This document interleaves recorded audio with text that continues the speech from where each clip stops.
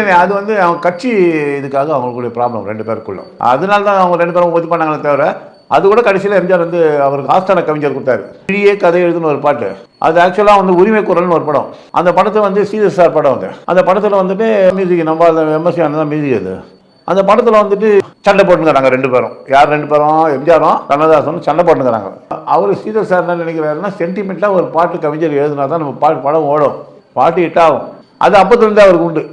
போயிட்டு கவிஞர் இந்த மாதிரி ஒரு பாட்டு ஒன்று எழுதினேன் என் படத்துக்கு அப்படின்னா, யார் ஹீரோன்னு கேட்குறேன். எம்ஜிஆர். அது போப்பா, அது அந்த அளவுக்கு நான் எழுத மாட்டேன். நான் இல்லைன்ட்டேனே, திருப்பி எழுதினா என்ன பண்ணுறது அப்படின்னாரா. நான் அப்போ அவர் சொன்னால் நீங்கள் எழுதி கொடுங்க.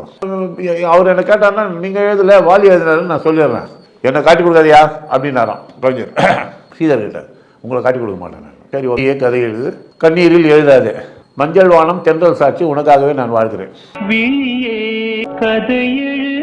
எம்ஜிஆர் வந்து என்ன பண்ணா, ஷூட்டிங்கு பாட்டு போட்டு சொன்னாராம். பாட்டு போட்ட உடனே எம்ஜிஆர் கொஞ்சம் யோசிச்சாராம். டைரக்டர் கூப்பிட்டு, இந்த பாட்டு யார் எழுதுனார்? வாலி சார் எழுதினார். பொய் சொல்லாதீங்க, இவ்வளோ செட்டு போட்டுக்கிறீங்கள, இதை வேஸ்ட் பண்ணிட்டு நான் போயிடுவேன்.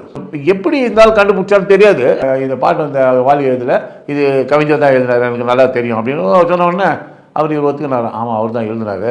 அவர் ரொம்ப நாள் ஆச்சா இந்த விஷயங்கள் தெரிஞ்சு முடித்து, ரொம்ப நாள் ஆச்சு. ஸ்ரீதர் அவர் நல்ல மூடில் இருக்கும்போது எம்ஜிஆர்கிட்ட போய், ஆமாம் இந்த பாட்டு வந்து நீங்கள் ஒழிய கதை எழுத அந்த பாட்டு சொல்கிறீங்க, அவர் தான் எழுதினாருன்னு சொல்லிட்டு, அது எப்படி நீங்கள் கண்டுபிடிச்சிங்க அவர் எழுதுனது? எம்ஜிஆர் சார் ரொம்ப ஈஸியாக, நதியில் விளையாடி கொடியில் தலை வளர்ந்து அவர் வந்து இயற்கை தான் எழுதுவார். மஞ்சள் வானம் தென்றல் தாட்டி உனக்காக, அவரை இந்த மாதிரி இயற்கை யாரும் எழுத மாட்டாங்க. அப்போ எம்ஜிஆர் எவ்வளோ விஷயக்கார மனுஷனாக இருப்பார், யோசித்து பாருங்க.